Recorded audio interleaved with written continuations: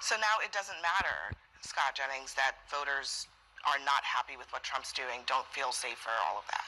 I don't care what they think. I mean, these are the same people who elected the mayor and city council that ran the city's public safety into the ground in the first place. You don't care what the residents... They don't know what's good for them. You don't care what the residents of D.C. think. I do not. Yeah, we're going to talk about it. Yes. So now it doesn't matter, Scott Jennings, that voters are not happy with what Trump's doing, don't feel safer, all of that. I don't care what they think. I mean, these are the same people who elected the mayor and city council that ran the city's public safety into the ground in the first place. You don't care what the residents... They don't know what's good for them. You don't care what the residents of D.C. think. I do not. I do not care one bit. And I'll tell you something else. I do remember just a couple weeks ago you were saying, well, secretly D.C. residents really want this because they know the crime is so bad. I don't know now what we they actually want. have the numbers that say, will Trump's federal takeover reduce violent crime? 65% say no, just 20% say yes. Do you feel like the presence of federal officers makes you feel safer, more safe, 18%, less safe, 61%? Why would they say that? They're out arresting criminals. They're arresting illegal aliens. They're getting illegal guns off the streets. An MS-13 illegal alien was taken out off the streets the other night. They're obviously safer, but you know, there's another population that cares about public safety in D.C. It's all the people who visit there.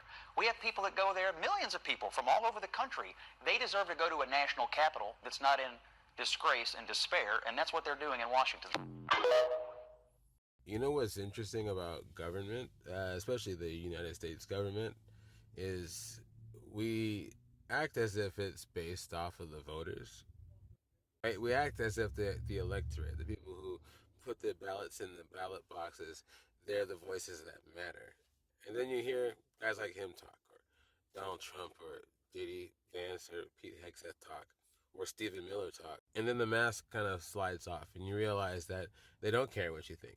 So the question becomes, why vote for them? Why choose them if they don't care? What is their purpose? Because their purpose is to represent the will of the people, right? Especially within a certain area. If you have people who are so focused on states' rights, but you have another group coming in and saying things like that, you do wonder what the function is. Why are you there? He says, oh, this is for the visitors to Washington, D.C., right? But imagine your area, and then somebody comes in and brings in the military to your area. And let's say crime is crime. You have crime there, right? Yeah, you'd like that crime to be addressed, sure.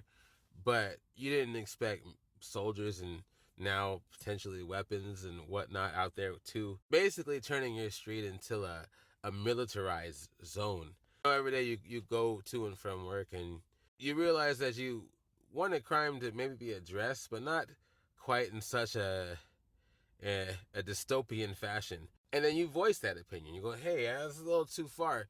And then somebody says, I don't care what you think. Womp womp. You know what I mean? Like, ah. Or they'll call you hippies, or they'll tell you to take a nap, as if that's not your home and that you don't have a say in it.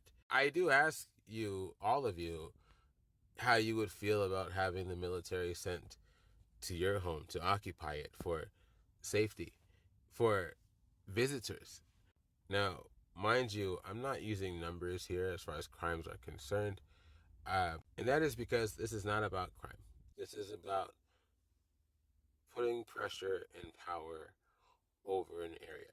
Overreach. If they really cared about crime, they wouldn't be defunding programs that would help people gain access to the services they need, or fire so many people from numerous administrations throughout our government. Because this isn't a war on crime. This is a war of mindset and what we allow, right? If they really cared about crime, they would dig into why these crimes are happening in the first place. They would find ways to bolster such communities to where crime is less necessary in the first place. Because if you just keep putting pressure down and keep sending soldiers in, right, you're not really solving the problem. You're not solving the problem. You're just putting pressure on it. It's like the whole teach a man to fish thing, right? Like, you can keep, putting pressure on it and keeping crime away with soldiers, but unless you find a way to fundamentally alter people's point of view, teach them how to fish, teach them how to better behave or to better deal with one's own frustrations or hardship, the core problem is not solved. right? So this isn't about crime. This is all political authoritarian pressure. So of course he doesn't care about what people think, right? Because it's not about them. That's the quiet part out loud. So the question becomes, do we allow that? Do we, as a people, find that okay? Okay, now I'm going to totally spitball here and I'm just going to fly off the handle with this.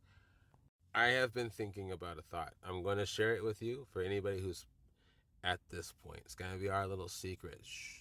I want to know what you think about this if you're here.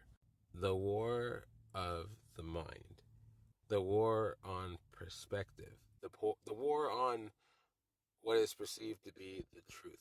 I think that's the battle we're really fighting here. Look at the president hiring Linda McMahon, one of the founders of WWE wrestling, right? She doesn't have a strong education background or any background in leading the education department at all. And now she's gutting multiple services and systems within that program. Why do that if you couldn't just improve it? Why have PBS be defunded and potentially replaced with a program that says that slavery is okay? Why tell people that it's okay to invade Washington, D.C.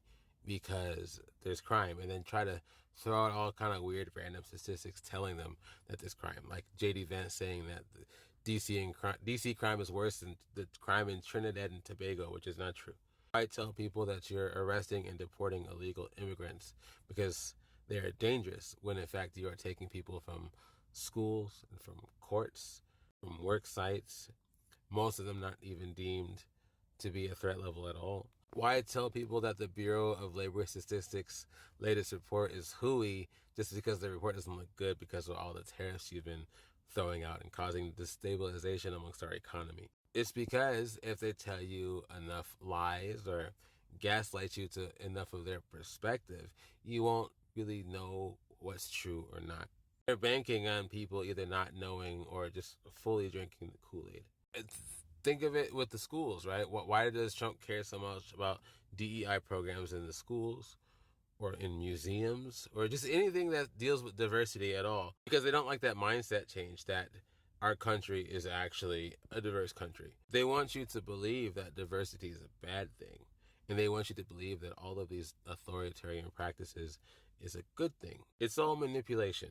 All of it. It's like being in an abusive relationship, but on a national scale. I think it's working. Largely, it's working. Don't get me wrong.